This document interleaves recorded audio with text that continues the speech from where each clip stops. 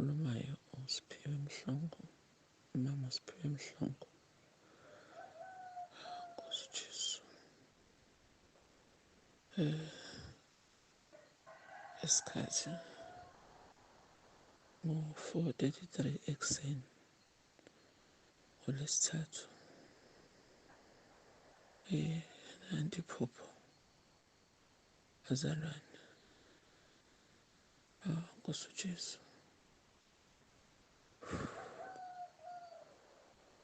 Ngiphaphame ngo-4:28.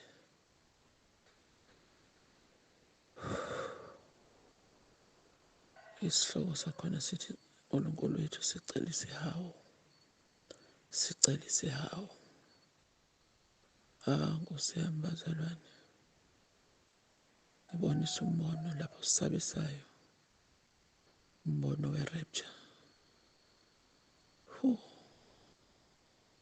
Nkosi yami.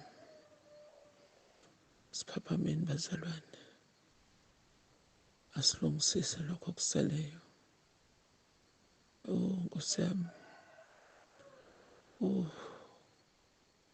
Umoya wami ubulala ukhathazekile. Ngizibuza ukuthi inkosi uma ingasibuye noma ngifikelwe isikhathi sokufa, ngiyawuya yini ezulwini. Ngizibheke amabala. Nkosi. Ngaze ngabhala nakwi-status. Ngikhuluma izinto ey'njengalezo zokuzihlambulula nani. Hawu Nkosi yami. Kanti inkosi izovela ivakashe. Ngiyabona ngiyaphupha. Ephusheni lami ngibona engathi ngihamba nje khona nje kwi-community.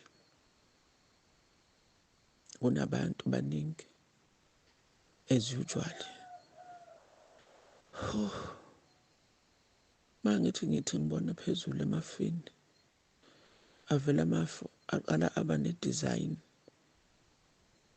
Amafu yaxolisa bazalwane. Isibhakabhaka kuba ngathi kune-design eqhamukayo. Ngathi ngibheka ngithi hayibo. Isibhakabhaka sesinje manje. Emva kalokho, Nkosi yami, Nkosi uJesu. Ngibona kuvela ikhanda lenkosi. Inemiqhele. Uthwele imiqhele ekhanda. La ebusweni bakhe kunegazi. Kunegazi elehla ngobuso. Uvela nje ngekhanda kancane nangamahlombe. Nkosi yami. Ngathuka. Ngathi kwenzakalani? Hayibo kwenzakalani? Hayibo ngoba uJesu nje leyona. Engathi besinabanye abantu nje abazalwane nabantu around lapho. Ngey'nhlobo nje ey'hlukene zamabandla. Hayibo wonke umuntu wathuka. Ngithi hayibo niyayibona le nto eyenzekayo. UJesu apherisha ngobuso bakhe uqobo. Egqoka umqhele. Enogazi elehla ngobuso. Ngathi uvela kancane ngentamo namahlombe kancane. Hawu bazalwana, ngavele ngathi hayibo. Umuntu usalile yini? I-rapture lena nje. Nangu uJesu. Nangu uJesu. Nangu uJesu. Nangu uJesu phezulu. Nangu uJesu emafini. Hawu emva kwalokho bazalwana ngiyazi into eyenzekile. Hawe ma into engiyibona laphaya. Hawe ma. Ubuphithiphithi emhlabeni. Ubuphithiphithi ngathi ngiyayibuza ngithi mina. Ziphi iy'ngane ngathi ngibuza lo mntwana omncane. Lo mncane impela umzukulu omncane. Angimboni ukuthi ukuphi. Angiboni muntu nje ngiyimi nje la ngikhona ngoba vele ngathi bengisendaweni nje la bengihamba khona kwi-community kodwa endaweni nje eplain nje kodwa nabantu bekhona lapha nalapha. Kungekho nje umuntu engathi owakithi obeseduze kwami ebengihamba naye. uNkulunkulu ento befuna ukungitshengisa mina uqobo ngami. Hayi bazalwane into esisuke lapho kuyaphithizela. Ngijima ngishona lena ngekhala ngimemeza abantu. ngimemeza ngathi sekumnyama emhlabeni, kuya nobani, kuyaphithizelwa, kwabona lokhu kugijima okuthi shwi shwi shwi shwi shwi shwi shwi, nobani uyazikhalela uthi hawu Nkosi yami, ngithi mina yibo, umuntu usesele yini, ayingenzeka kanjani lokho, engathi ngiyahamba ngiya kwezinye iy'ndawo ngibona nabanye abazalwane nakhona ngathi bayakhala basele nabo. Uyabona wonke umuntu akakakholwa kahle ngoba phela iqiniso siyalazi ukuthi i-rapture izokwenzeka. Hhayi, wonke umuntu uyayikhalela, wonke umuntu uyayikhalela, wonke umuntu uyayikhalela, kuphambana kubheka le kubheka lena, awusaboni kwazintaba, sengathi nje indawo ishintshile, akuseyona le obuyibona ukuthi uyayazi lapha ngaphesheya, nobani ugijima ubheka lena, nobani ugijima ubheka lena, ngathi umhlaba ufuna ukugwinya abantu. Bazalwana, ngiyazi into engiyibona laphayana, ngiyazi into ngiyantanta kwamina, ngiyagijima, ngiyahamba, ngiyamemeza, ngithi Nkosi sicela isihawu, Nkosi sicela isihawu, Nkosi sicela isihawu, ngiyamemeza, ngiyagijima, Nkosi sicela isihawu. Ngibuye ngithi hhayi, kungenzeka kanjani lokho? Hawu, ngeke uJesu khona manje njena akade sishunyayezwa esitshela khona manje ukuthi asizilungiselele kuzoba kanje, khona manje futhi ngeke lento nje kade ngiyibona nje ebusuku, kade nje engathi ikhulunywa nje khona izolo, engathi kade nje sitshelwa, futhi ngathi into ade sikhuluma nje ukuthi sixoxa ukuthi nje asiphendukeni ngoba uJesu uyeza, kuyobe kungekho ukuzilandulela, ngoba ngize ngakubhala ngalo kwi-status ukuthi yena ngale kwethuna akudlalwa. Bazalwane, uJesu wazi ngisho imicabango yethu, bazalwane, uJesu wazi ngisho ukwenzani kwethu, ngoba ngilale nje ngibhalile ngisho kwi-status ngithi asisusumina, umuntu akasusumina, azibheke yena, senze i-introspection. Ngaze ngabhala kwi-status engisifake ebusuku, engicabanga ukuthi abantu bazosifunda namhlanje ekuseni. Ngithi umuntu ngathi ngesonto ngaze ngabhala ukuthi Sunday ebandleni umoya ongcwele uzikhulumele, wathi asife emzimbeni yethu, wathi asife.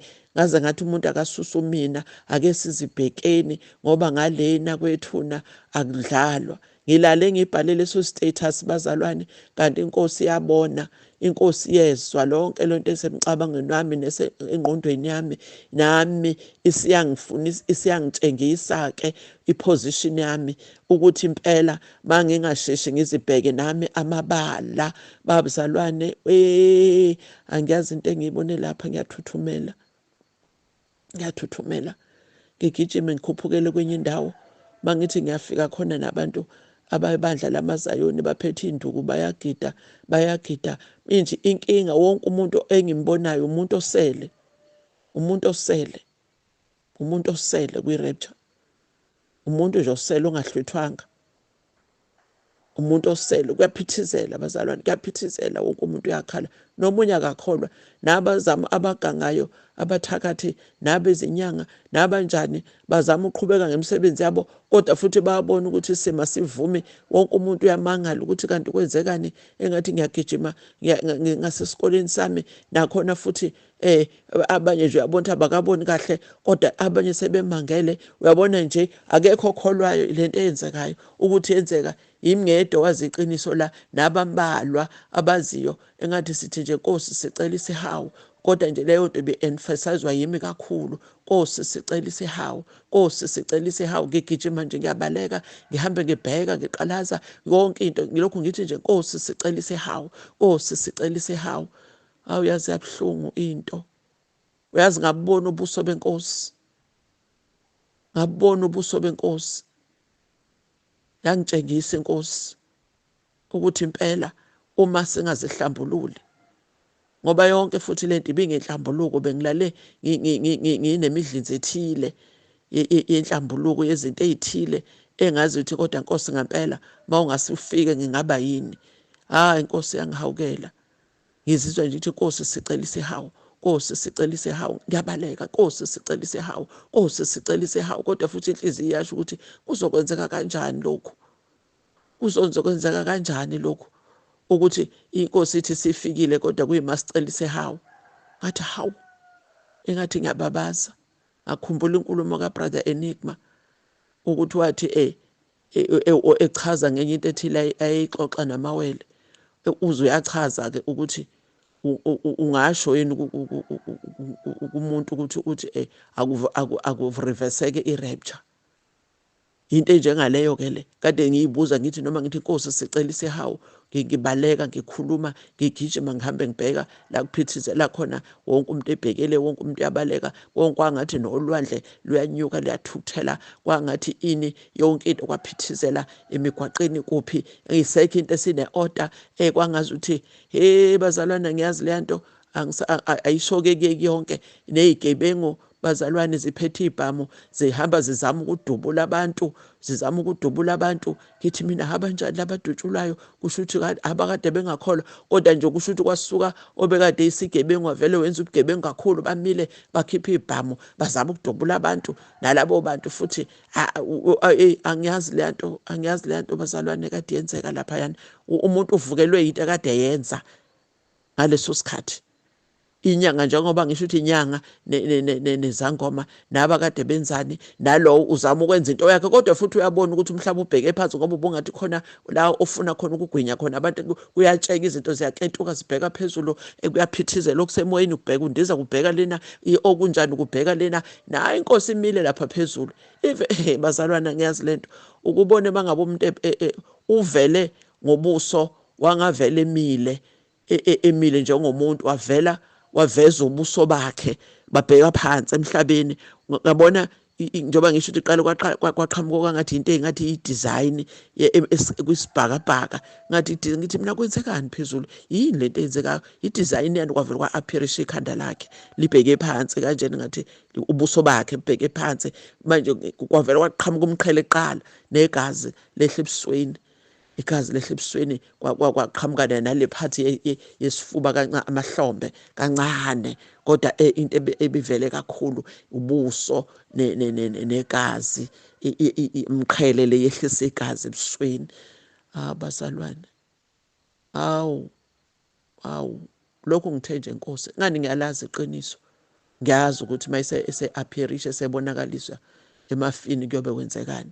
Ube njengalokho akaqhamukanga-ke njengoba sivele sazi ukuthi uyoqhamuka egqoke white garment lana njengamanje. Ngamanye amazwi usasikhalela, uyakhala ubuka into eyenzeka emhlabeni, ungivezele ngamabomu lento ukuthi ngempela umhlaba ungaphenduki, ngoba ngisho ungasindiswa uma ungaphendukile, noma kukhona oyitshethweni uphendukile, kanti kukhona okusenhlizweni yakho, ukhona lokho okuncane okusenhlizweni, engabulala uthukuthele, engabulale unemdlizi ethile, mhlawumbe okunye kukhona ongakakulungisi noma ngabe kungakanani, ngoba uvele enobuso obugcwele igazi, kugobhoza igazi ebusweni bakhe lehla ngobuso, kunomqhele. Into yokuqala nje engibone ngayo ubuso nomqhele, kancane-ke namahlombe akhe ebheke phansi, ebheke emhlabeni. Hhayi zenzeka izinto bazalwane, akuzokuba nje kwase kuba mnyama-ke ezweni, kwase kumnyama. Bazalwane, asiphaphameni. Angikwazi umuso ngaka, ngoba ubezama ukungitshela kuyo yonke imicabango engilale nginayo ukuthi what if. Siyambonga uJesu. Mase ngiyaphaphama, hawu ngiyajabula ngithi hawu Nkosi, ngiyabonga bazalwane, ngiyaxolisa ukwelula, ngethukile, kodwa kufanele sikwazi ukuthi okusemcabangweni yethu, konke okusenhlizweni yethu, konke okuseqondweni yethu, nosikukhulumayo nesikwenzayo nekunjani, noma ngabe uphakathi kwamabili, iNkosi isuke ilalele, isuke ibuka, iyazi ngisho ukujula kwemicabango yethu. Nakho-ke singivezela manje. Ngiyabonga bazalwane.